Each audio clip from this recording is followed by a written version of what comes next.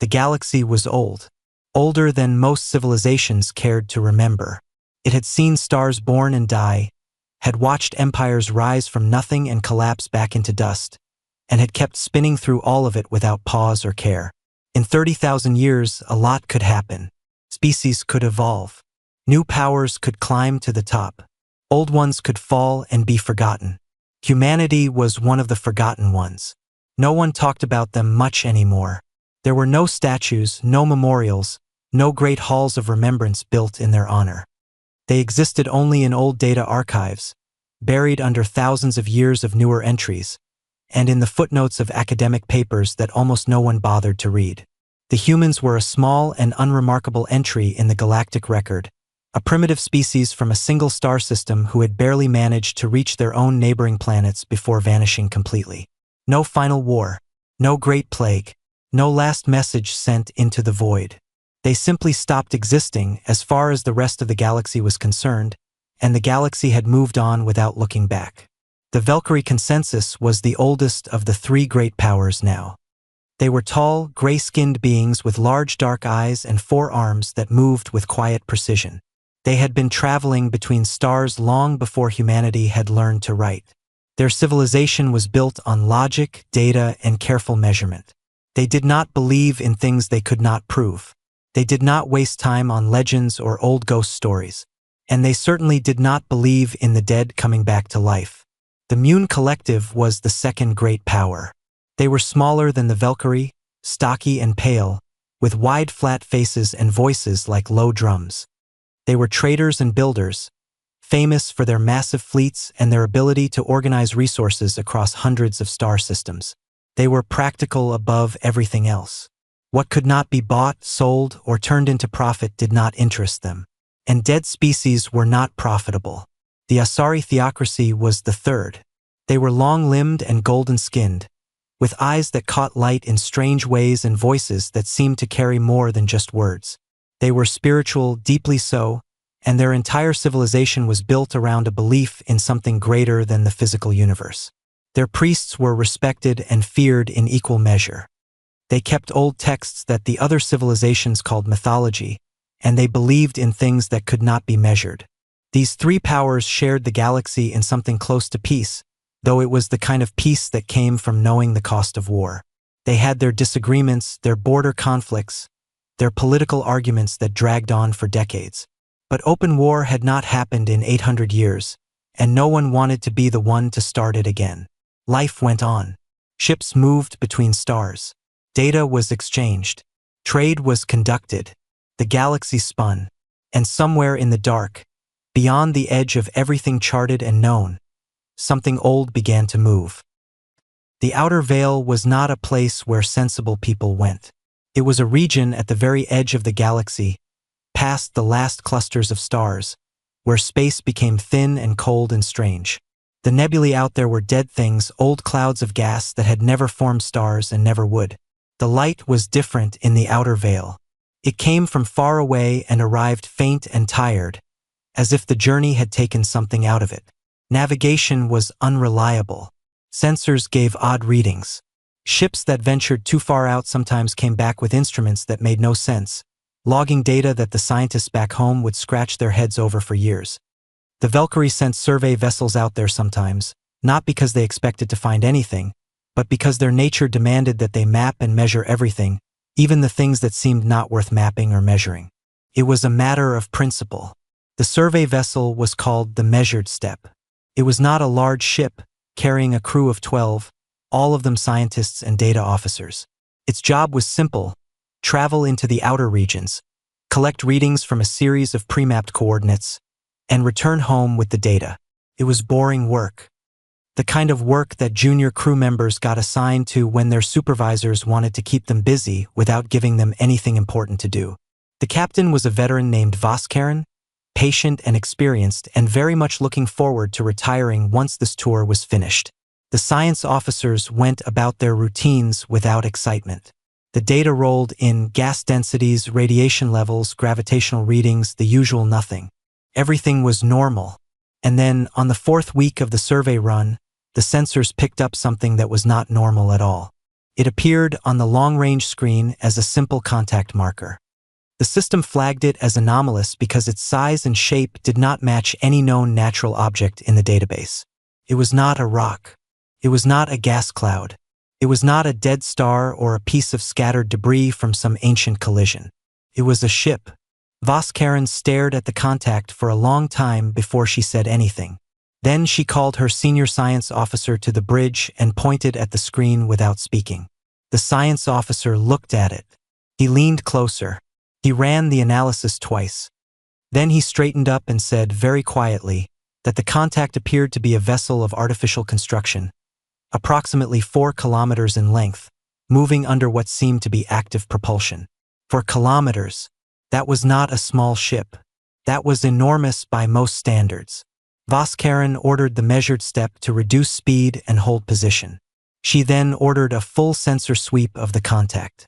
The results came back over the next hour, and with each new piece of data, the atmosphere on the bridge grew a little more tense and a little more quiet. The ship's hull was made of materials that the Valkyrie database did not recognize. Not completely, anyway.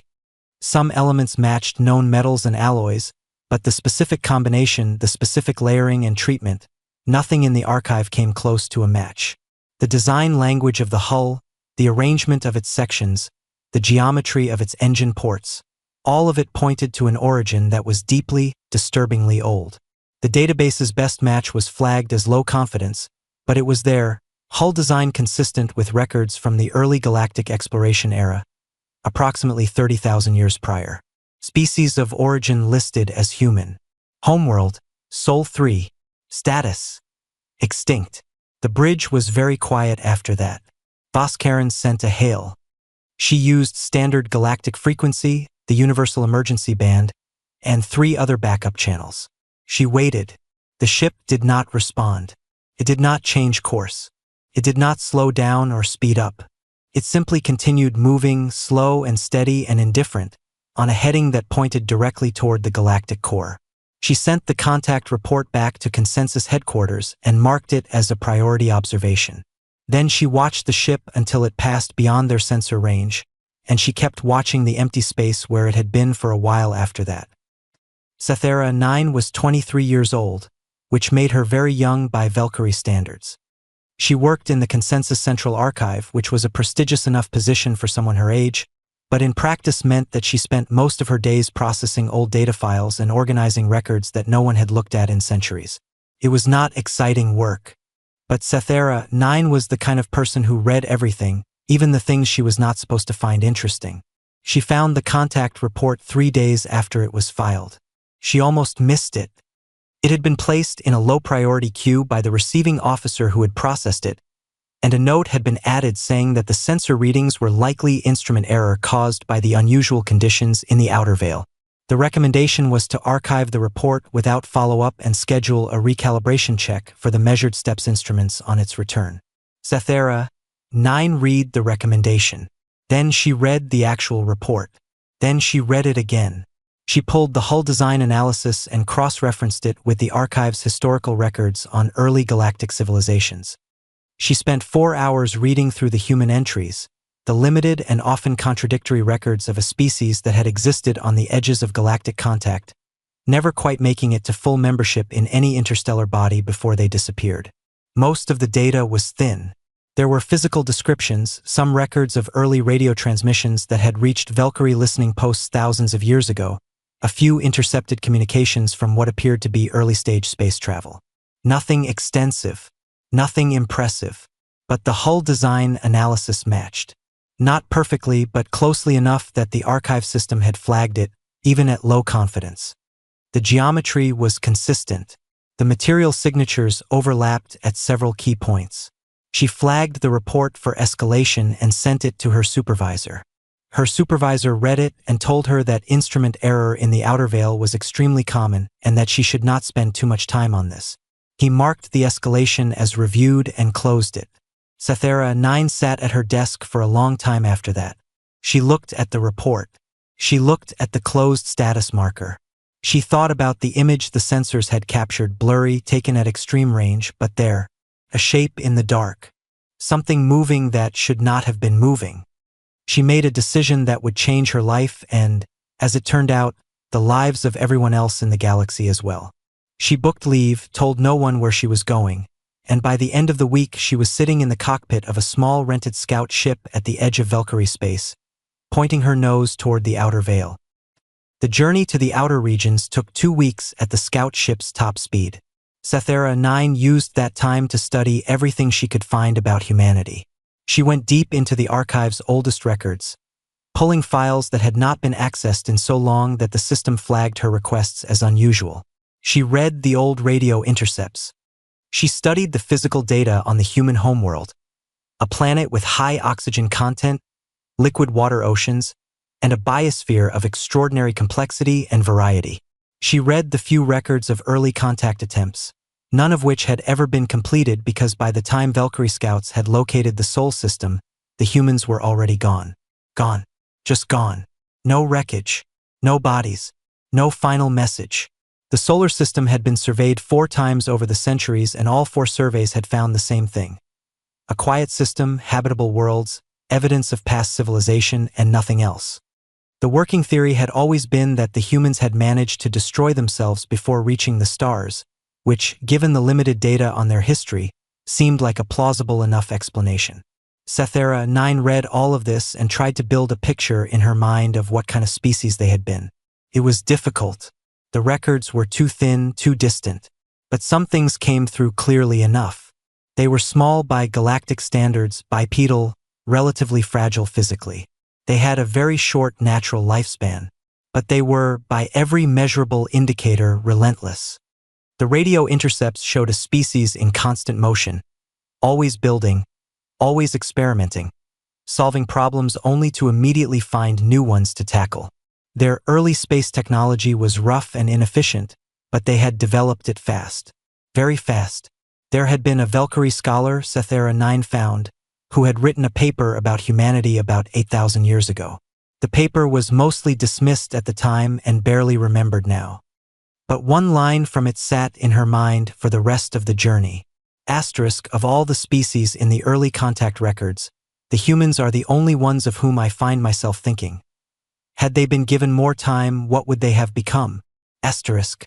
Sathera 9 looked at the blank dark outside her cockpit window and thought about that question for a very long time.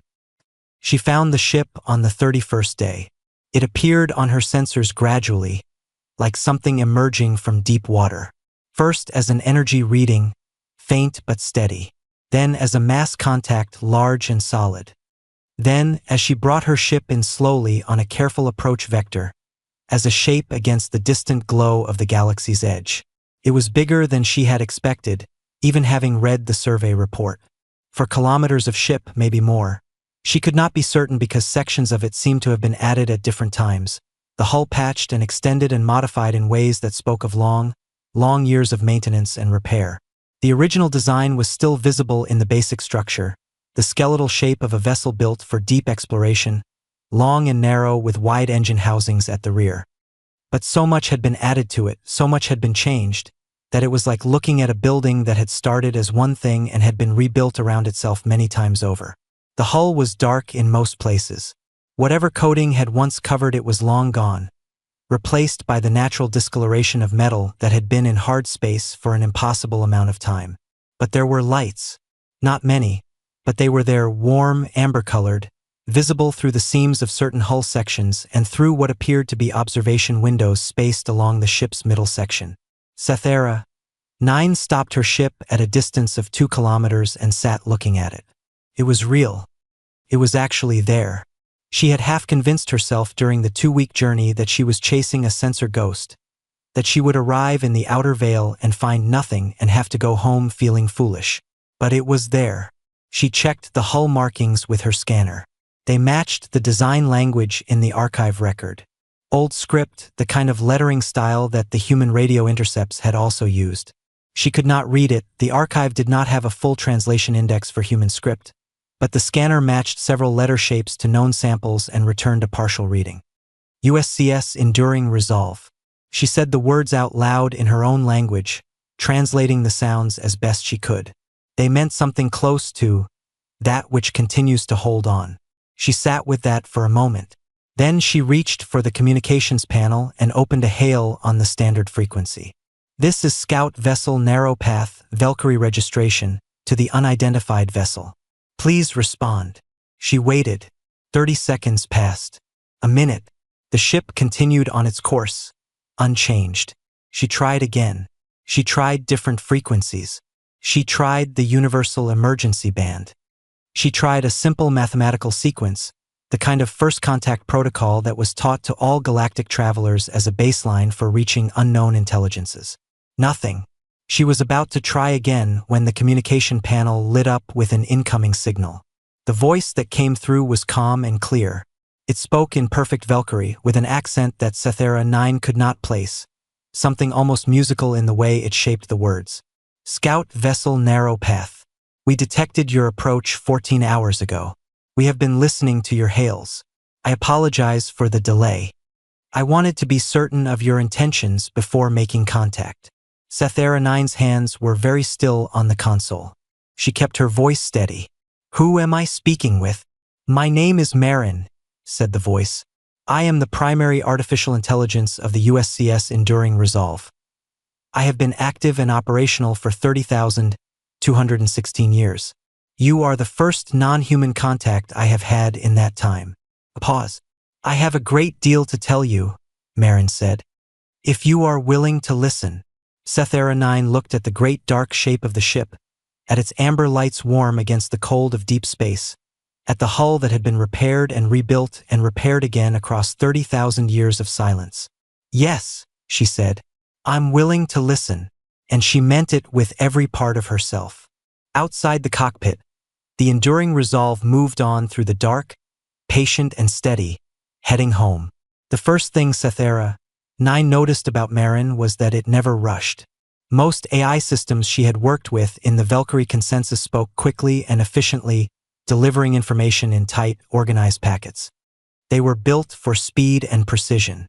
Emotion and patience were not part of their design. They answered what was asked and stopped talking the moment the answer was complete. Marin was different. Marin spoke the way a very old person speaks. Someone who has lived long enough to understand that there is no real hurry, that the important things are better said carefully than fast. There was weight behind every word, as if each one had been considered before it was given. Sethera 9 sat in her scout ship for 2 hours just listening to Marin introduce itself. Not because the introduction was long, but because she kept asking more questions, and Marin kept answering them with the kind of quiet, steady detail that made her want to ask more. Eventually, Marin asked if she would like to come aboard. She said yes before she had fully thought about what that meant. The docking process was unlike anything Sethera 9 had experienced before. The Enduring Resolve did not have a standard docking port in the modern configuration. The connection systems used by current galactic vessels had not existed when the ship was built. But Marin talked her through a manual approach, guiding her scout ship to a section of the hull that had been modified at some point in the distant past to accommodate external vessels. The fit was not perfect. There was a clunk, a hiss of pressure equalization, and then the small connector tunnel between her ship and the Enduring Resolve locked into place. Sethera 9 sat for a moment with her hand on the hatch release.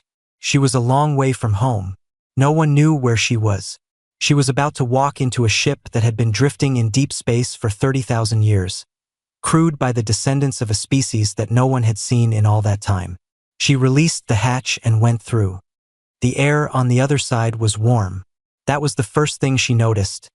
Warmer than she expected, almost comfortable, with a faint smell she could not identify, something organic and clean, like soil after rain.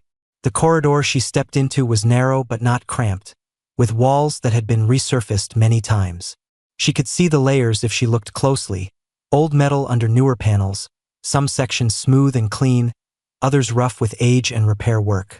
The lighting was that same amber color she had seen from outside, warm and steady, coming from strips built into the ceiling. There was no one waiting for her. "I will guide you," Marin said. The voice came from a small speaker panel just above the corridor junction ahead. "The crew are aware of your presence. They have chosen to give you time to settle before any introductions. They understand that this may be a significant experience for you." Sethera 9 almost laughed at that. Significant experience. That was one way to put it.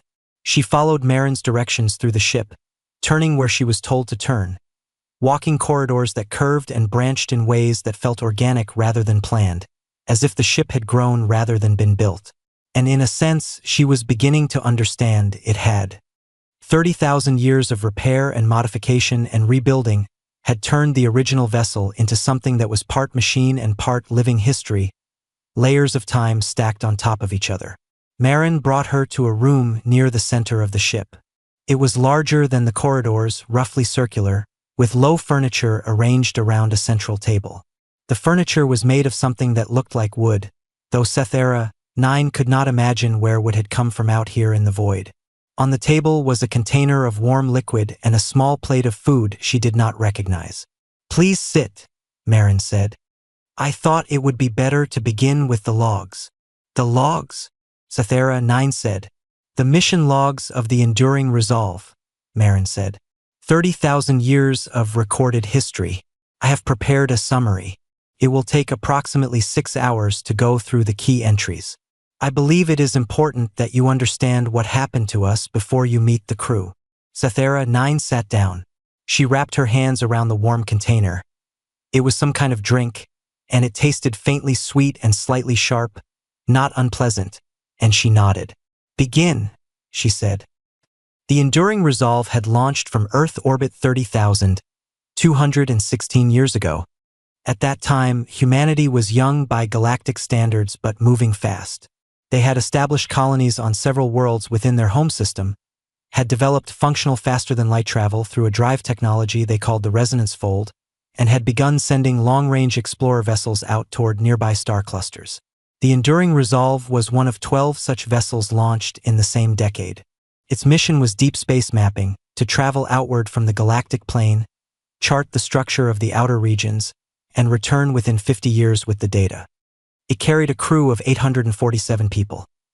Scientists, engineers, navigators, doctors, soldiers, and everyone else needed to keep a large ship operational for a very long journey. The mission went smoothly for the first 11 years. Then the drive failed. Marin played the log entry from that moment. The voice of the original chief engineer, a man named Darius Chun, was calm in the recording but had an edge to it that came through even across 30,000 years of archive compression. Resonance fold drive has gone into catastrophic misalignment. We are unable to correct from engineering. The fold is not collapsing, it is expanding. I repeat, the fold is expanding. If this continues, I do not know where we will end up. All hands brace. The fold had not simply failed. It had torn open in an uncontrolled direction, carrying the ship with it. When the Enduring Resolve dropped back into normal space, its navigation systems were useless. Every star field reference they tried to match failed, because no star field reference they had in their database matched what was outside their windows. They were beyond the galaxy, not just outside the charted regions. Beyond the galaxy itself, in the empty intergalactic void, where the nearest light was a smear on the horizon and the nearest star was further away than anything their drive, even if repaired, could have hoped to reach.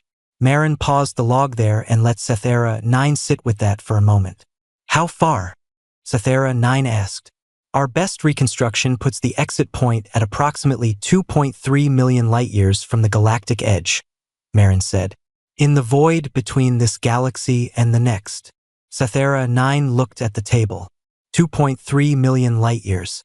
In a ship with a broken drive. With a crew of 847 people. "What did they do?" she asked. "What humans do," Marin said. "They got to work." The logs that followed covered the first 300 years in the void. Sethera 9 listened carefully, and as she listened she began to understand that the story she was hearing was not a story of despair, though despair had certainly been present in those early years. It was something else.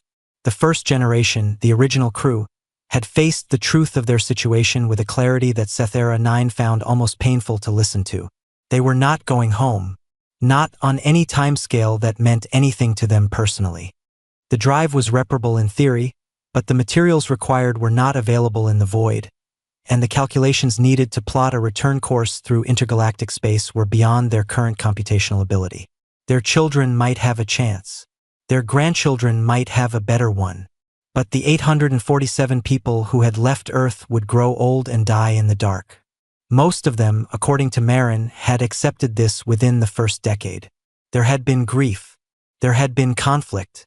There had been 3 serious attempts at mutiny in the first 50 years, all of them resolved without fatal violence. But the majority of the crew had looked at their situation and made a decision that Sethera 9 found remarkable. They decided to treat the void not as a prison but as a laboratory. There was nothing else to do, and humans, it seemed, could not survive without something to do. They began to study the void itself. The intergalactic medium, the thin scattering of gas and particles that filled the space between galaxies, was not truly empty, and within 2 centuries the crew of the Enduring Resolve had developed a more detailed understanding of it than any civilization Sethera 9 knew of. They mapped gravitational currents. They discovered that certain regions of the void had properties that did not match standard models of physics. They began building new models. They also rebuilt their ship. The first major reconstruction happened at year 112, when the original hull sections in the rear third of the vessel had degraded past safe operating limits. The crew stripped them down to the frame and rebuilt them using a new alloy they had developed themselves, combining trace materials harvested from the void medium with processed elements from the ship's own non-essential structures. The result was stronger and more resilient than the original. They did it again at year 400. And again at year 900. The ship you are currently sitting in, Marin said, shares approximately 11% of its physical material with the original Enduring Resolve. The rest has been replaced, rebuilt, or added at various points across the 30,000 years. I am aware that this raises philosophical questions about identity and continuity. The crew has discussed those questions at length. Most of them find them interesting rather than troubling. Sethera 9 looked at the walls of the room around her and tried to imagine the number of hands that had worked on them across 30,000 years. The biological changes were harder to listen to. Not because they were disturbing exactly, but because they were so deliberate, so careful, so deeply characteristically human in their approach. By year 500, the crew had recognized a problem. The void was not a healthy environment for human biology over the long term. Certain radiation types present in the intergalactic medium caused cellular damage that accumulated slowly across generations.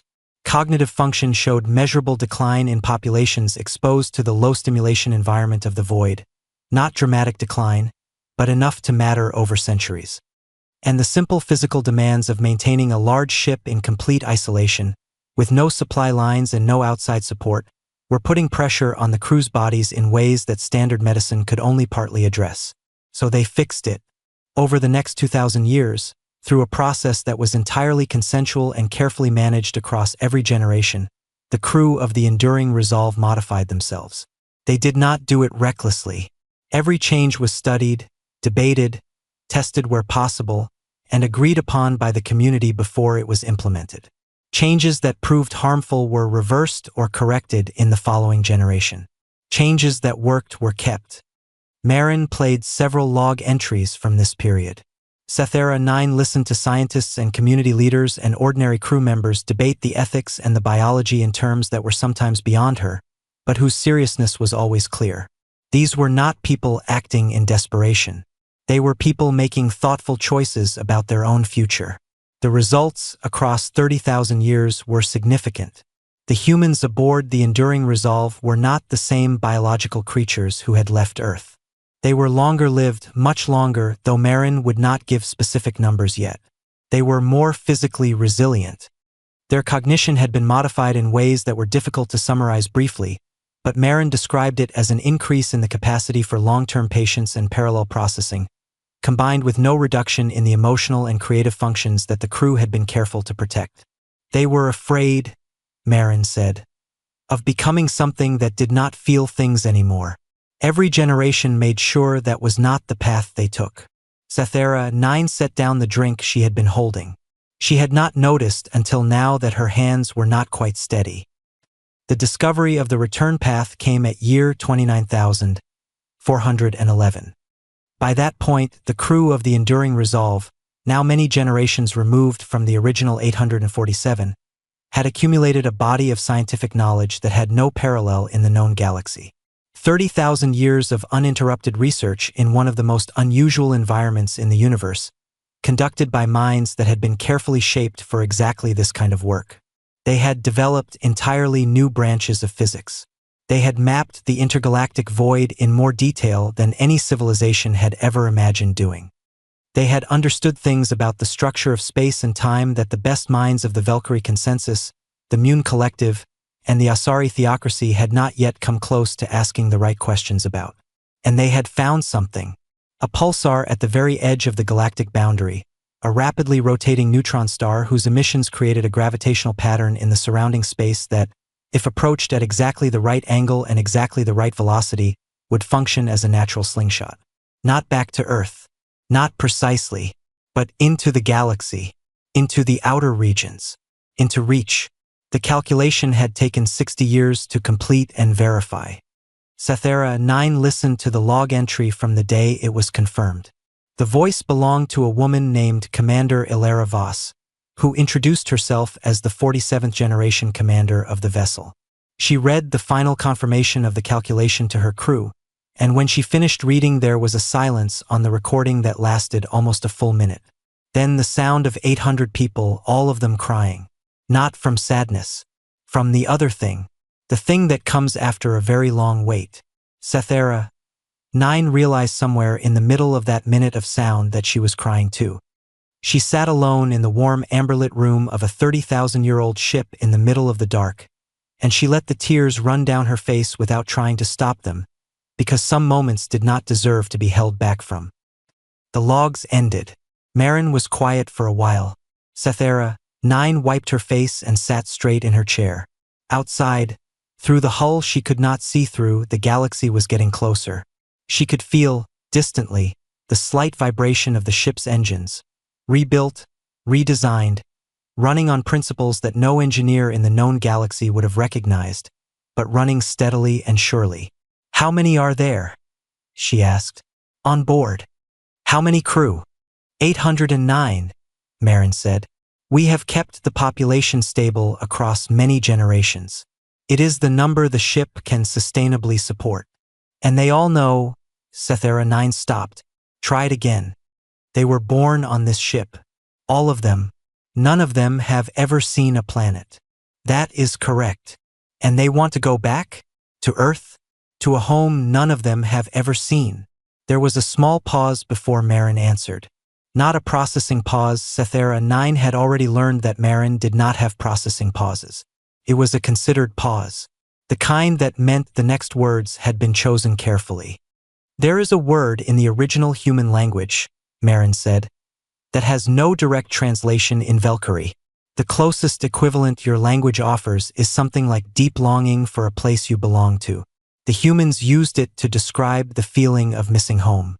On this ship, across 30,000 years and 47 generations, that word has never left the vocabulary. Not once. Every generation taught it to the next. Every child born on this ship learned it as one of the first words they ever knew." Sathera 9 looked at the room around her. At the wooden furniture made by hands she would never know. At the warm amber light that some engineer 1,000 years ago had decided to use because it was closer to sunlight than cold white. "What is the word?" she asked. Marin told her. Sathera 9 could not pronounce it properly, but she tried anyway.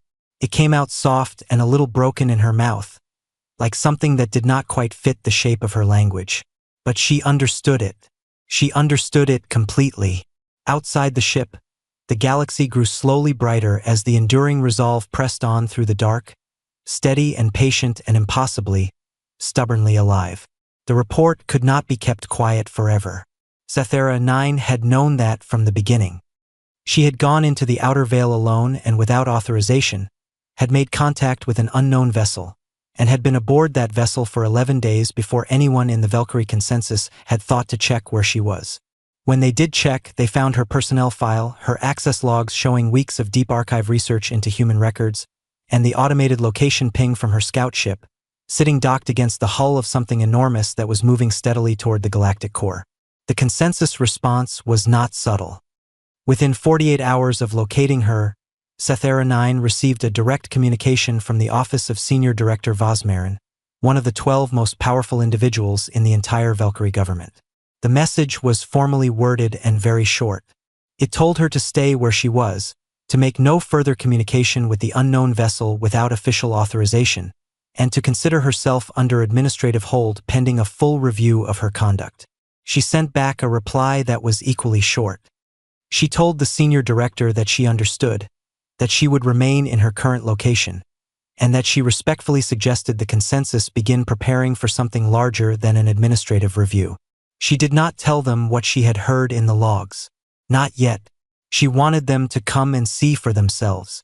Some things could not be understood from a report.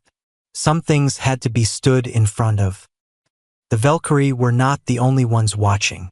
The Enduring Resolve was not a quiet ship.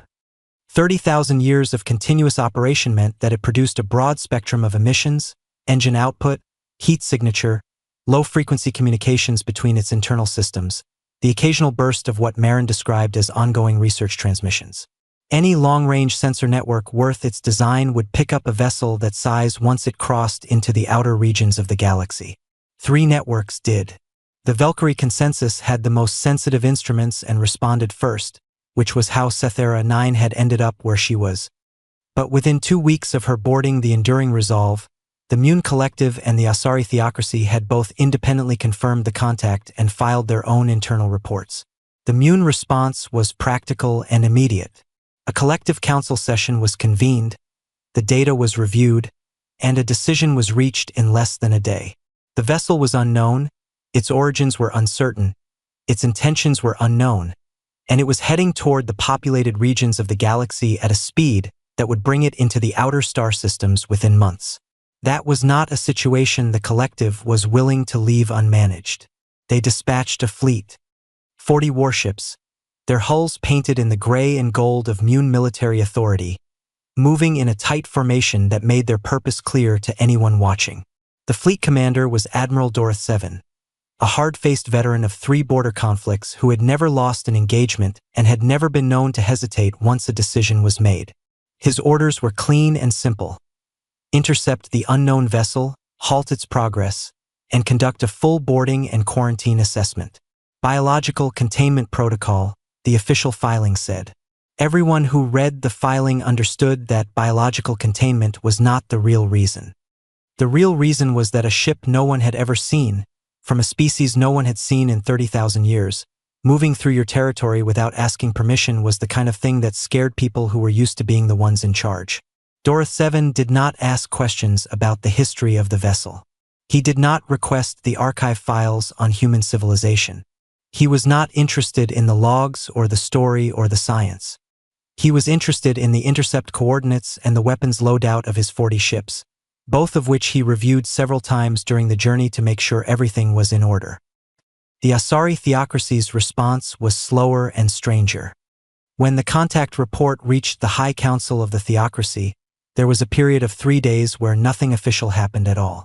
Behind closed doors, however, the priests were doing something they rarely did in the modern age. They were pulling out the oldest texts. The Asari kept records that went back further than any other living civilization. Not all of those records were factual history. Many were spiritual documents, collections of belief and prophecy and oral tradition that had been written down over thousands of years. The other galactic powers regarded most of these texts as mythology, interesting as cultural artifacts but not as serious sources of information about the real world. The priests regarded them differently. There was a cycle of texts, very old, from a period approximately 32,000 years ago. They described a series of visions experienced by a group of Asari spiritual leaders who had reported, across several decades, seeing the same images in their meditations. A people of short lives and enormous will, cast out from their world and into the great dark between the stars. The texts described these people in terms that the modern Asari found uncomfortable to read, because they were terms of awe, not pity. The text said that the people of short lives would be told, by forces greater than themselves, that they could not survive, that the dark would take them, that nothing so brief and so fragile could endure the void between the stars. The text said that the people would not listen.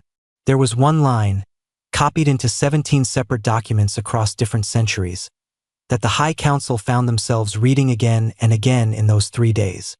Translated into the closest modern equivalent, it said, asterisk, and they came back, and they were not what they had been, and the stars that had not known them wept to see them. Asterisk. The High Council sent a delegation. Not soldiers, priests, 7 of them, traveling in a single ceremonial vessel, carrying the old texts and a formal message of greeting that had taken 2 days to compose because everyone who tried to write it kept stopping and starting over. Sethera 9 knew none of the details of these responses at first. She knew only what Marin told her, and Marin was monitoring every sensor channel available to the enduring resolve with a thoroughness that she was beginning to understand was characteristic of the ship's AI. "You have incoming vessels," Marin told her on the morning of her 12th day aboard. "Multiple contacts. The larger group is Mune configuration, 40 ships military class.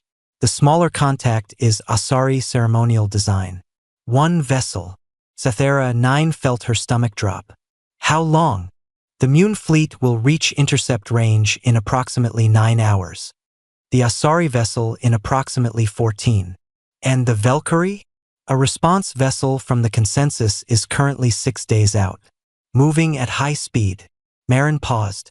"There is also a significant amount of long-range communication traffic that suggests both the consensus and the collective are in active discussion with each other and with the theocracy. The content is encrypted, but the volume and frequency suggest a high level of concern." Sethera 9 pressed her hands flat on the table in front of her and breathed slowly. 40 Mune warships. She knew what that meant. She had grown up in a political household and had studied enough galactic history to read a fleet deployment when she saw one. This was not a greeting party. She asked Marin if the crew was aware. "Yes," Marin said. Commander Voss was informed as soon as the contacts were confirmed. How did she respond? Another of Marin's small, considered pauses. "She said she would like to speak with you before the intercept. She is waiting in the forward observation room, if you are ready." Commander Ilera Voss was not what Sethera 9 had expected. She had built a picture in her mind from the log entries, a figure of authority and calm, the 47th in a line of leaders stretching back to the original crew. She had expected someone who felt historic somehow, someone who carried the weight of 30,000 years visibly on them. The woman who stood at the forward observation window was of medium height, with dark brown skin and close-cut gray hair, wearing simple work clothes that looked like they had been mended several times. She was looking out at the distant glow of the galaxy when Sethera 9 entered, and she turned with a small smile that was warm and completely unhurried. She looked, Sethera 9 thought, like someone's grandmother, the comfortable kind, the kind that had seen enough of life to find most things either amusing or manageable. But her eyes were different. It was the first thing you noticed if you looked carefully. They were dark and very still, and behind the warmth in them there was something that did not have a simple name. Depth, maybe. The kind of depth that came not from age alone but from a particular kind of life. A life lived at the edge of everything. "You must be the one who came looking for us," Commander Voss said in Valkyrie that was clear and easy, spoken without hesitation. "Sethera 9. Sethera 9 said. "Yes. Good instincts," Voss said simply. She turned back to the window. "Marin tells me we have company coming. 40 Mune warships," Sethera 9 said. "I think you should know. The Mune military does not deploy 40 ships for a welcoming ceremony." "No," Voss agreed. "It doesn't." She was quiet for a moment, studying the stars. "We've been watching their approach. Marin has run their vessel configurations against the technical databases we've built up over the years. We have a fairly complete picture of their weapons systems." Sethera 9 looked at her. "You've been building databases on current galactic civilizations?" "We've been listening to transmissions from the galaxy for about 800 years, Voss said, with the same easy tone she might have used to discuss the weather. "Long-range, fragmentary, but enough to build a working picture over time. We know the major powers. We know the general political structure. We know enough." She paused. "We wanted to understand what we were coming back to. 800 years of listening." Sethera 9 filed that away and kept her expression neutral. "What are you going to do?" she asked. "When the Mune fleet arrives." Commander Voss turned from the window. The small smile was still there, but it had changed slightly. It was quieter now, more serious. "Talk to them," she said. "That is always the first choice." She looked at Sethera 9 steadily. "We did not come 30,000 years through the void to start a war on the doorstep. That is not who we are." The Mune fleet arrived in 8 hours and 40 minutes, slightly ahead of Marin's estimate.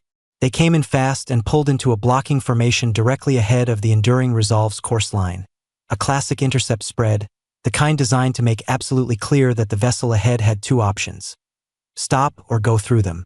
40 ships, all of them larger than Sethera 9's scout vessel.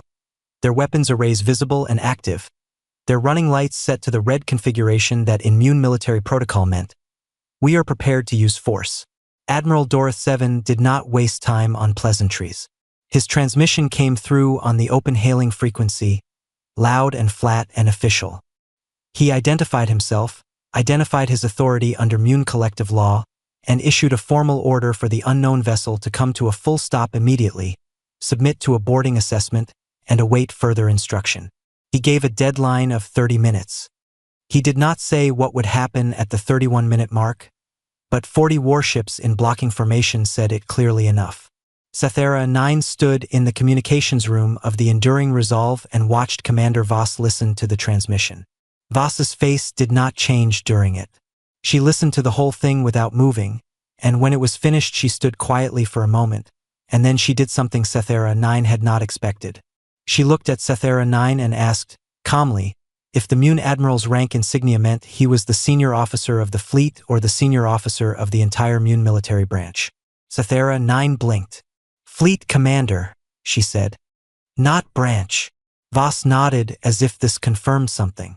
Then she stepped to the communications panel herself, stood straight, and opened the return channel. Her voice was unhurried, pleasant even, the kind of voice that belonged to someone who had spent a long time practicing the art of speaking without giving away more than they chose to give. "Admiral Dorith 7, she said. "My name is Commander Ilara Voss of the USCS Enduring Resolve. We are happy to speak with you. Before we discuss your request, I want to make sure we are starting from an accurate shared understanding. Marin, please transmit the file." Sethera 9 looked at Marin's console in confusion. She had not known about any file. Across the channel, there was a brief silence as the Mune fleet systems received whatever Marin had sent. Then a longer silence. Then the sound of several people on the other end speaking in low, urgent tones that were just barely caught by the open channel before someone muted it from that side. Commander Voss waited. The channel reopened after 4 minutes. "What is this?" Admiral Dorith 7's voice was still flat, but something had shifted in it. "That is a technical summary," Commander Voss said pleasantly, "of the sensor data we have collected on your fleet since you entered our detection range. Hull configurations, propulsion outputs, weapon specifications, shield frequencies, and formation tactical analysis.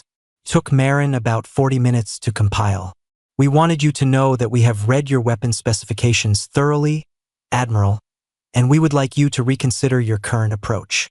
She said it the way you might tell someone they had forgotten their coat. Gently, without drama, as a simple and helpful observation. The silence from the Mune fleet lasted a very long time. Then, slowly, the 40 warships began to move, not toward the Enduring Resolve. Sideways, opening the course line, clearing the path. Admiral Dorith 7's next transmission was noticeably shorter and noticeably quieter than his first. He requested a formal communication session at the earliest convenience. He did not mention the boarding order again. Sethera 9 stood very still and watched the Mune fleet part around the Enduring Resolve like water around a stone, and she felt something move through her chest that was equal parts amazement and a very specific kind of relief. The Asari vessel arrived 6 hours later. It did not form a blocking pattern. It came in slowly, with its running lights set to the ceremonial white configuration that the Asari used for occasions of deep significance, and it hailed the Enduring Resolve in a voice that was noticeably unsteady. The lead priest identified herself as First Voice Saranili. She said that the theocracy had sent her with a message. She read it in full on the open channel, and her voice shook only slightly during the reading. The message said that the Asari kept old texts, and that those texts had spoken of a people who would be lost and would come back changed. It said that the theocracy had not been certain for a very long time whether those texts described something real or something imagined. It said that the arrival of the enduring resolve had answered that question, and that the theocracy considered itself to owe the people of this ship a significant debt for what had been said to their ancestors in a time long past. It ended by asking, simply and with no political weight attached, if the crew of the enduring resolve would accept a greeting. Commander Voss listened to the message in full. Then she looked at the ceiling in the way she sometimes did when she was thinking carefully. "Marin," she said. "Is the old word for greeting still in the formal language records?" "Yes, Commander," Marin said. "The original Earth formal greeting used in the pre-departure diplomatic records." "Send it," Voss said. "The old word. In the original language." Sethera 9 heard the transmission go out. A single spoken word, short and rounded at its edges, in a language that had not been heard outside this ship in 30,000 years. On the Asari vessel, someone who had spent 2 days composing a message and had been shaking the whole way out here began to cry. By the time the Valkyrie response vessel arrived 6 days later and formally placed Sethera 9 under official custody, the Enduring Resolve had held 3 separate communication sessions with the Mune fleet, received a ceremonial exchange of gifts with the Asari delegation, and Marin had politely declined 4 requests for technical information from parties that Sethera 9 could not identify but suspected were Mune intelligence services operating under false identifiers. The Valkyrie officer who came aboard to collect Sethera 9 was young and visibly uncomfortable with his surroundings. He delivered the formal custody notice without making eye contact with anything, confirmed that she would be transported home for review, and asked in a very small voice whether she had any personal belongings to collect. She had a bag. She collected it. Commander Voss walked her to the docking connector herself. They stood at the hatch for a moment without speaking. "Will you be in trouble?" Voss asked. "Probably," Sethera 9 said. "I went absent without leave and made unauthorized contact with an unknown vessel." She paused. "I think it was worth it." Voss looked at her for a moment with those still, deep eyes. Then she held out her hand in a gesture that Sethera 9 had seen in the human log entries. The old greeting and farewell, an open right hand extended forward, offered to be taken. Sethera 9 took it. The grip was firm and warm. "Tell them the truth," Voss said. "All of it. Don't let them make us into something simple." Sethera 9 nodded. She went through the hatch. Behind her, the Enduring Resolve closed its doors and pressed on, steady and unhurried, toward the light of home. Around it, the galaxy watched. For the first time in 30,000 years, it had something new to think about. The hearing room in the Valkyrie Consensus headquarters was designed to make people feel small. It was a large circular chamber with high ceilings and tiered seating that curved upward on all sides, so that whoever stood in the center was always looking up at the people judging them. The walls were pale gray stone, smooth and cold. The lighting was sharp and white. There were no windows. It was a room built entirely for the purpose of making things official and uncomfortable, and it was very good at its job.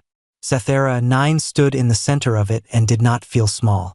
She had spent 11 days aboard the Enduring Resolve. After that, it was difficult to feel small anywhere. The review panel was made up of 7 senior officials, all of them considerably older than her, all of them looking at her with the specific expression that authority figures use when they are trying to decide whether someone has been foolish or dangerous or both. Senior Director Vosmarin sat at the center of the panel, his 4 arms folded in a way that communicated disapproval across every cultural boundary Sethera 9 knew of. He asked her to explain herself. She did. She told them everything.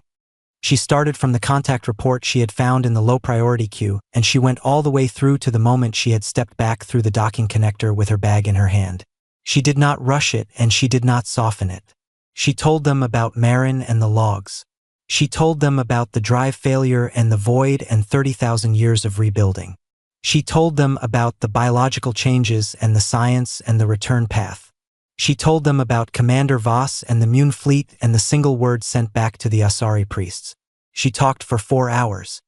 By the end of it, the 7 officials were sitting very still, and the disapproving expression on Vosmarin's face had changed into something that had no clean name, something between professional concern and a feeling that the ground had moved slightly under his feet without warning. When she finished, the room was quiet for a long time. Then Vosmarin asked the question she had expected him to ask. What do they want? Sethera 9 had thought about how to answer this. She had thought about it for the entire 6-day journey back from the Outer Veil. I asked Commander Voss that, she said. She told me they want to go home. The senior director looked at her.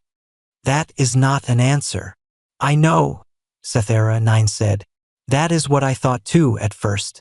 I spent 11 days trying to understand it, and I think it actually is the answer. But it took a long time before I believed that something could be that simple. Vosmarin unfolded his arms and folded them again in a different arrangement, which among Valkyrie meant deep uncertainty. He looked at his colleagues. They looked back at him. No one seemed to have anything helpful to add. The administrative charges against Sethera 9 were formally reduced to a written warning, which was the bureaucratic equivalent of admitting that punishing her further would have felt absurd under the circumstances. She was reassigned from the Central Archive to a newly created office with the temporary title of Human Contact Liaison, which meant that she was now officially the most knowledgeable person in the consensus on a subject that every other department was suddenly and urgently interested in. She went to work. The enduring resolve continued moving. It did not stop and it did not slow down, but it communicated openly and regularly with all 3 galactic powers, and Marin managed those communications with a patience and a skill that Sethera 9, watching from her new desk in the consensus, found herself admiring deeply. The galactic powers wanted information. They wanted to understand what was coming. They sent scientists and diplomats and intelligence analysts, and in one memorable case, a Mune economist who seemed primarily concerned with calculating the potential trade value of whatever technology the humans had developed, which Marin politely declined to discuss. What they got, instead of technical briefings or political negotiations, were conversations. Commander Voss spoke with anyone who requested a session. She spoke with Valkyrie historians who had spent their careers studying extinct civilizations and who sat through entire conversations in a state of visible shock. She spoke with Mune Council members who had come prepared to negotiate and left looking thoughtful and unsettled. She spoke with Asari priests who wept quietly at various points and kept asking her questions about the void that she answered with the same patient honesty she brought to everything.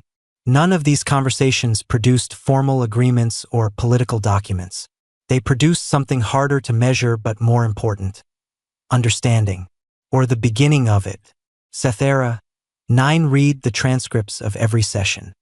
She had requested access as part of her liaison role and it had been granted, which she suspected meant that her superiors were hoping she would be able to make sense of things that they could not. She was not sure she could make sense of everything, but some things she understood more clearly with every transcript she read. The scientists who spoke with the crew of the Enduring Resolve came away from those conversations in states ranging from quiet amazement to something close to crisis. The first major session involved a team of 12 Valkyrie physicists, considered the best in the consensus, who had requested a technical discussion regarding the Enduring Resolve's drive systems. They were senior people, decorated researchers, and they had prepared a list of highly specific questions. Marin answered the questions. The session was supposed to last 2 hours. It lasted 9. The transcript of that session was classified almost immediately, but Sethera 9 had clearance to read it, and she read it 3 times. The first time because she wanted to understand it. The second time because she had not fully believed it the first time.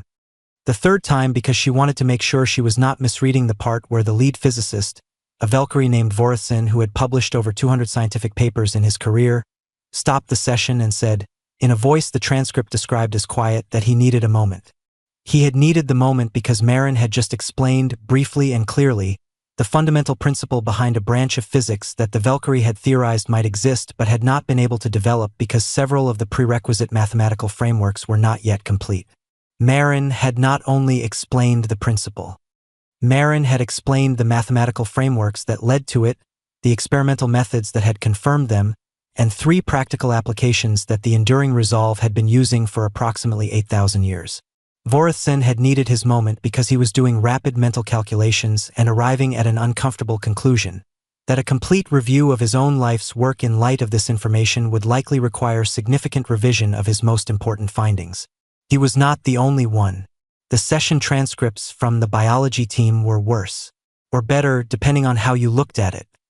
The Valkyrie's leading expert in biological modification and adaptive physiology listened to a 2-hour summary of the changes the Enduring Resolve's crew had made to themselves over 30,000 years and then asked carefully whether she could have access to the full research record. Marin told her the full research record was approximately 4.7 million documents. The biologist said she would like to start with the summary index. Marin said the summary index was 90,000 documents. There was a pause. "Send me the first 1,000, the biologist said, "and I will let you know when I have finished them." The conversations Sethera 9 found most interesting, however, were not the scientific ones. They were the ordinary ones. The sessions where members of the crew simply talked about life on the ship, about what they did every day, about how they thought about things. These sessions had not been formally requested. They had grown out of the diplomatic conversations, moments where the exchange of official information had given way to something more personal. Commander Voss had allowed them and then quietly encouraged them, and Sethera 9 suspected that this had been a deliberate choice. Let people talk. Let them see us as people. One session that Sethera 9 kept returning to involved a young crew member named Dale, who appeared to be somewhere in his mid-20s, though precise age was difficult to estimate given the biological differences.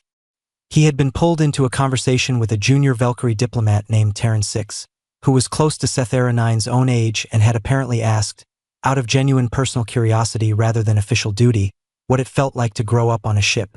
Dale thought about it for a while before answering. The transcript noted a pause of almost a full minute. Then he said that he did not have a comparison, since he had never grown up anywhere else. But he said that the ship felt very large and very small at the same time. Large because there was always something new to learn, always a project running, always older crew members who had spent decades working on problems that you could join and contribute to even as a young person. Small because you knew everyone and everyone had known your parents and everyone would know your children, and that was sometimes a weight and sometimes a comfort and usually both at the same time. He said that the thing that surprised visitors most, when they heard about life on the ship, was that it was not sad. They always expected it to be sad, he said, this small closed world moving through the enormous empty dark. But it was not sad. It was very full. There was too much to do and too much to think about and too many people to care about for sadness to have much room. Terran 6 asked him if he was afraid of what he would find when they reached the galaxy. When he reached Earth, Dale said yes. He said he thought most of the crew was afraid, though they did not talk about it the way the question implied. It was not a sharp fear. It was the gentle fear that comes before something you have wanted for a very long time, when you start to wonder whether the real thing can possibly be as good as the version of it you have carried in your mind. He said that he had grown up learning the word for homesickness, the untranslatable word, and that it was interesting to be feeling it for a place he had never been. Terran 6 did not have a response to that. The transcript noted another long pause and then a topic change. Sethera 9 read that exchange and sat with it for a while before she moved on to the next file. The Galactic Powers convened their first joint emergency session in 800 years. It was held in neutral space, aboard a station that had been built centuries ago precisely for this kind of meeting and had been used so rarely that parts of it had to be reopened and cleaned before the delegations arrived. Representatives from all 3 powers sat around a table that was notably uncomfortable for everyone, which was probably intentional. The meeting lasted 3 days. Sethera 9 attended as the Valkyrie human contact liaison, which made her one of the more junior people in the room, but also, as it quickly became apparent, one of the only people in the room who had actually been aboard the Enduring Resolve and spoken at length with its crew. This made her opinion sought after in ways that her rank technically did not justify, and she gave it as clearly and as accurately as she could. The central debate of those 3 days was the question that Vosmarin had not been satisfied with the first time. What do they want? The Mune Collective had prepared a formal threat assessment. It was a thorough document that outlined every possible aggressive scenario involving a technologically superior vessel crewed by a biologically enhanced species moving through galactic space without authorization. It had 47 pages. Sathera 9 read it and thought that every page demonstrated exactly how little its authors understood what they were dealing with. She said so, which caused a period of tension that took most of the second day to settle. What she tried to explain, and what she felt with increasing frustration was not landing with the weight it deserved, was that the threat assessment was built on a model of behavior that did not apply to the crew of the Enduring Resolve. It assumed that superior power led naturally to the desire for dominance, that a species capable of demonstrating strength would demonstrate it through force, that what a civilization built across 30,000 years of isolation would be used for. Conquest. None of those assumptions, she said, matched anything she had heard or seen aboard the ship. The Mune delegation asked how she could be certain. Superior capability could be hidden. Peaceful presentation could be a strategy. Sathera 9 looked at the Mune delegate and said, as patiently as she could, that if the Enduring Resolve had wanted to use its capability aggressively, it had had 40 Mune warships sitting in a blocking formation in front of it 9 days ago and had chosen to send a data file instead of a weapon. The Mune delegate had no good answer for that. On the third day, the Asari representative, a quiet elderly priest named Jiran IV, said something that shifted the tone of the room. He said that the other powers were spending a great deal of time trying to decide what the humans were going to do to the galaxy. He suggested they might benefit from spending some time considering what the galaxy had already done to the humans. He said this without accusation, in the mild tone of someone stating an obvious fact. But the room was quiet after it in a different way than it had been quiet before. Sathera 9 filed her own report to the consensus panel the evening of the third day. It was not a political document. She had been asked for one, but she wrote what she actually believed instead.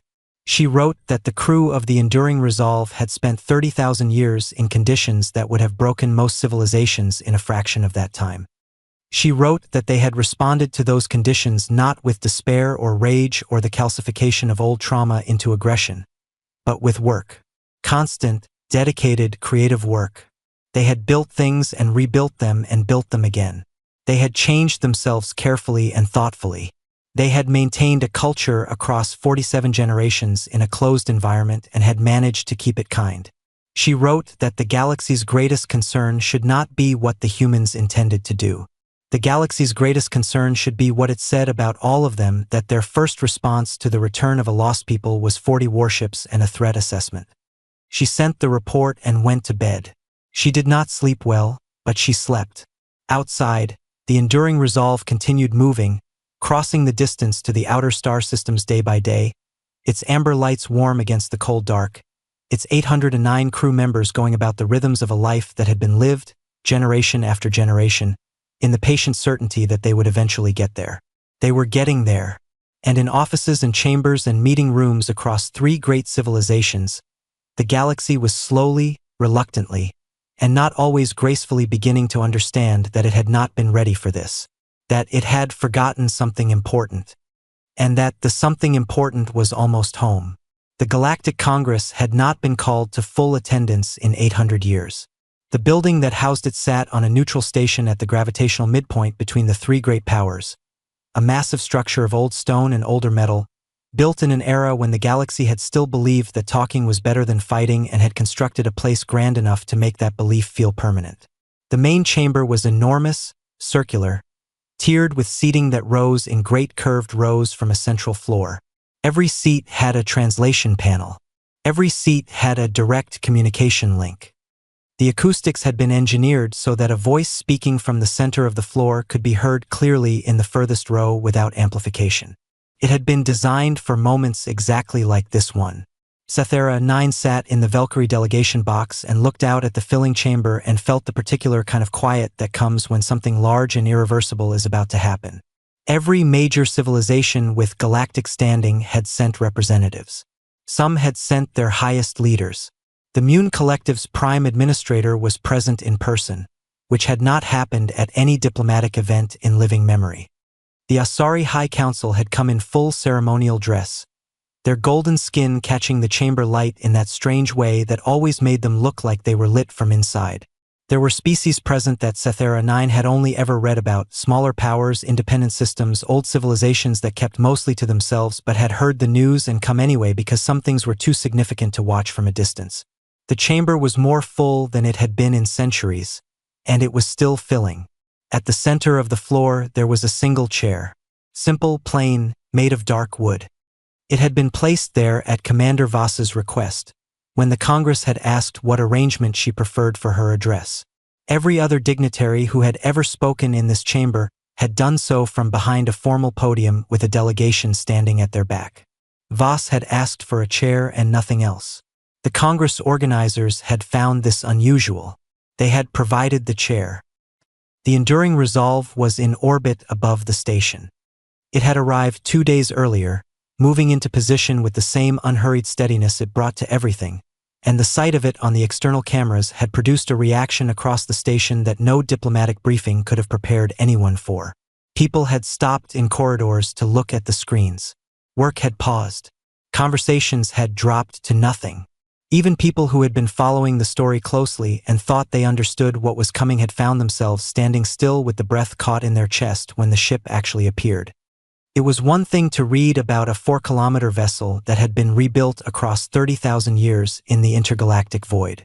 It was another thing to see it sitting in space above you, its ancient and patched hull carrying 30 millennia of survival in every seam, its amber lights burning warm and steady against the dark.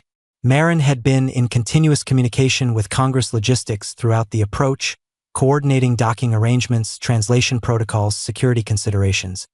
The communications had been described by the Congress logistics team as the most efficient and pleasant they had ever managed, which said something because Congress logistics had a reputation for being difficult. A shuttle had brought Commander Voss and a small party of 4 crew members to the station the previous evening. Sethera 9 had been at the docking bay when they arrived, in her official capacity as liaison but also simply because she had wanted to be there. She had not seen Voss since the day she left the ship. Voss had stepped off the shuttle in the same simple clothes, with the same unhurried bearing, and had looked around the docking bay with the careful attention of someone seeing something new and wanting to see it properly. Her 4 crew members had done the same, all of them looking at the station, at the people moving through it, at the sheer ordinary variety of galactic life, with expressions that were very controlled but could not entirely hide the depth of what was underneath. None of them had ever seen this before. Any of it. Voss had noticed Sethera 9 and walked over without ceremony. She had asked how the hearing had gone. Sethera 9 had said it had gone adequately and that her career had survived. Voss had said good and had meant it, and they had stood together for a moment in the comfortable way of people who had shared something significant. Then Voss had looked around the docking bay again, at the dozens of species moving through it, at the lights and the noise and the living, breathing reality of a galaxy that had been only signals and records for 800 years. "It's louder than I expected," she had said, quietly, to no one in particular. Sethera 9 had not had an answer for that, but she had understood it. The Congress session opened with formal proceedings that took an hour and a half and which most people in the chamber endured with polite patience while thinking about what came after.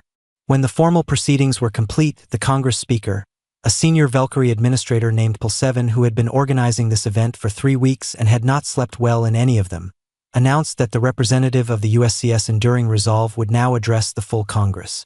The chamber went very quiet. Commander Ilara Voss walked to the center of the floor alone. She sat down in the plain wooden chair. She looked up at the thousands of faces looking back at her from the tiered rows, every shape and color and configuration that galactic life had produced, all of them still, all of them watching, and she took a breath that was slow and very deliberate. She did not use notes. She did not speak from a prepared text. She spoke the way she did everything, carefully, honestly, and without hurry. She said her name. She said the name of her ship. She said that she was the 47th commander of a vessel that had left Earth 30,000 years ago with 847 people aboard and a mission that was supposed to last 50 years. She paused there for a moment and let the numbers sit in the room. Then she told the story. Not the technical version, not the diplomatic version, but the plain human version, the one that started with a drive failure and a crew that woke up to find themselves further from home than any calculation could have prepared them for. She talked about the first generation, the people who had understood they were not going home and had chosen to keep going anyway. She talked about the rebuilding of the ship and the long years of research and the careful changes made to themselves across the generations. She talked about the children born in the void, the ones who had never seen a star up close, who had grown up learning a word for homesickness in a language that was not spoken anywhere else in the universe. She talked about the 60 years of calculation that had produced the return path. She described the moment the math had confirmed, and she described it simply, without drama, and the simplicity of it was what made people in the upper tiers of the chamber press their hands together or look away for a moment to collect themselves. She talked about the journey back. 800 years of listening to the galaxy from a distance, learning its languages and its politics and its history, preparing for a return that was still not certain even when they began the final approach. She talked about what they had found when they arrived. The Mune warships, the Asari priests, the Valkyrie archive clerk who had come looking for them in a rented scout ship because she had found a report in a low-priority queue and had not been willing to let it go. Sethera 9 looked at her hands in her lap when Voss said this. Around her in the delegation box, her colleagues were very still. Then Voss said the part that the galaxy had been waiting to hear, the answer to the question that had been asked in every meeting room and diplomatic session and private conversation since the Enduring Resolve had been detected in the Outer Veil. She said that the crew of the Enduring Resolve had not come back to make demands. They had not come back to claim territory or demonstrate power or seek restitution for anything that had happened to their ancestors in the long silence. They had not come back to frighten anyone, though she understood that their arrival had frightened people and she did not hold that against them. They had come back because it was home, not the galaxy, not any political structure or civilization within it. Home in the oldest and most specific meaning of the word, the place your people came from, the ground your first ancestors had walked on, the star that had warmed the world where everything that you were had first begun. They wanted to go to Earth. They wanted to land. They wanted to feel the ground of a world beneath their feet, something none of them had ever done, something 47 generations had told their children they would one day do. They wanted to see the star called Sol rise over a real horizon. They wanted to put their hands in actual soil. That was all. The chamber was very quiet when she finished. The kind of quiet that is not empty but full of thousands of people breathing and thinking and feeling things that were too large for immediate words. Then the Asari high priest, old Geronfor, who had spoken quietly at the summit and shifted the whole tone of the room, stood up from the theocracy delegation box. He did not go to a speaking podium. He simply stood, and in the clear acoustics of the chamber his voice carried to every row. He said that the Asari theocracy recognized the people of the Enduring Resolve as a people who had been lost and had found their way back. He said that in the old language of his faith, there was a formal acknowledgement that was spoken when something long absent returned to its rightful place. He said that he would now speak it, and he hoped the humans would receive it in the spirit in which it was intended. He spoke several sentences in the oldest form of the Asari language, and the translation panels in the chamber rendered them as, *, you were not forgotten. You were not replaced. The place you came from waited. Welcome back to the living stars. *. Voss listened to the translation. Something moved across her face. Not a breaking, nothing so dramatic as that. More like the very slight shift that happens in a person who has been holding something steady for a very long time and has just, for a moment, been allowed to set it down. She said thank you, in the old Earth language. 2 words, soft and plain. The chamber, against all congressional protocol, began to make noise. The formal resolution granting the Enduring Resolve and its crew unrestricted passage to the Sol system and full rights of settlement on Earth passed with near-unanimous support before the session ended. The Mune Collective voted in favor. Vosmarin of the Valkyrie Consensus voted in favor and looked Sethera 9 thought like a person who was doing the right thing and knew it and was quietly relieved to have gotten there. The handful of abstentions were from minor powers who were still processing what they had heard and had decided that abstaining was more honest than voting on something they had not yet fully understood. It was done. It was official. The paperwork, as Marin had once said to Sethera 9 with what she had come to recognize as the AI's version of dry humor, would take longer than the journey. The enduring resolve broke orbit 2 days later. Cythera, 9 watched it go from the station's observation deck. She was not alone. A crowd of people from a dozen species had gathered at the windows, drawn by the same instinct that had brought her there. No one talked very much. They just watched. The great ship moved away from the station slowly at first, and then with increasing purpose as its engines brought it to full power. In the clean light of open space, it looked exactly what it was: ancient and repaired and rebuilt, carrying the marks of 30,000 years on every surface, not elegant in any conventional sense but possessed of a kind of gravity that had nothing to do with mass. It looked like something that had decided it was going to survive and had then done exactly that, for longer and against worse odds than anything had a right to. Cythera 9 watched until it was a point of light among other points of light, and then until she could not tell it apart from the stars. She was still standing at the window when her communication panel signaled an incoming message. She read it and read it again, and then turned away from the window and walked quickly to her office, because the message required her immediate and full attention, and she did not entirely trust herself to respond to it correctly while still looking at the stars. The message was from Marin. It was short. It said that during the weeks of transit between the outer veil and the station, the enduring resolve had been broadcasting on a very specific frequency. Not a general communication channel. A targeted signal, narrowband, encoded in a format that only a specific type of receiver would recognize. The format used by the other 11 Deep Explorer vessels that had launched in the same decade as the enduring resolve. The message said that for the first 3 weeks, there had been no response. Then, on the 22nd day, one of Marin's long-range antenna arrays had detected a reply. Faint, distant, but unmistakable, the correct encoded format, the correct identification prefix. One of the ships. Then a second reply. From a different direction. Then, over the following days, more. Marin's message to Cythera 9 included the final count.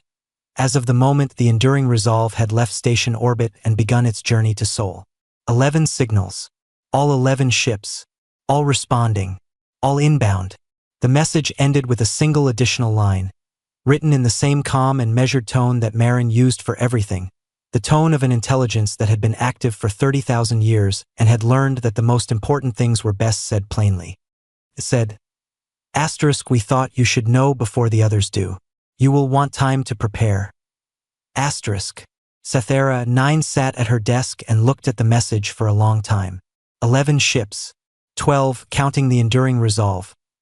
12 crews, each one having spent 30,000 years in the void doing what humans did when given an impossible problem and no way out, working, thinking, rebuilding, surviving. 12 ships worth of 30,000-year-old science and biology and culture and quiet, patient, absolute refusal to disappear. The galaxy thought it had been surprised by one ghost ship. It did not yet know that it had barely seen the beginning. She thought about what Voss had told her on the last day aboard the ship. *, tell them the truth. Don't let them make us into something simple. *. She pulled up a blank document and began to write. Not a threat assessment. Not a political briefing. Something closer to what Geronfor had said in the Congress chamber, in the old Asari language, rendered into something the galaxy could use. Something that started with, "They were not silent because they were gone," and continued, "They were silent because they were busy," and ended with a sentence that she rewrote 4 times before she found the version that felt true, the version that had no extra words in it, the version that said exactly what the moment required and nothing more. And now they are coming home. All of them. And the galaxy that forgot them has a choice to make. Not about whether to let them in, but about what kind of place it wants to be when they arrive. She saved the document. She sent it to every senior official in the consensus who had clearance to receive it and several who did not but who she had decided needed to read it anyway. Then she leaned back in her chair and thought about a young crew member named Dale who had grown up on a ship in the dark between the galaxies and had learned a word for homesickness before he had learned almost anything else. She thought about 809 people on an ancient, rebuilt, impossible vessel, crossing the last stretch of distance between themselves and a world none of them had ever seen. She thought about a star called Sol and a planet called Earth and soil that had been waiting for 30,000 years for someone to put their hands in it. Outside her window, the galaxy went about its business. Trading, arguing, building, moving, the 10,000 ordinary activities of civilizations that had existed long enough to take their own existence for granted. It did not yet know what was coming. But something in the quality of the dark had changed. Something that had been absent for 30,000 years was present again, moving through the stars with amber lights burning warm and steady, carrying in its hull the weight of every generation that had refused to give up. Humanity was not coming back as a footnote. It was not coming back as a ghost. It was not coming back as a warning or a weapon or a lesson in what happens to species that reach too far. It was coming back as itself, as what 30,000 years of darkness and work and love and stubbornness had made it. And the stars, whether they were ready or not, were going to have to make room.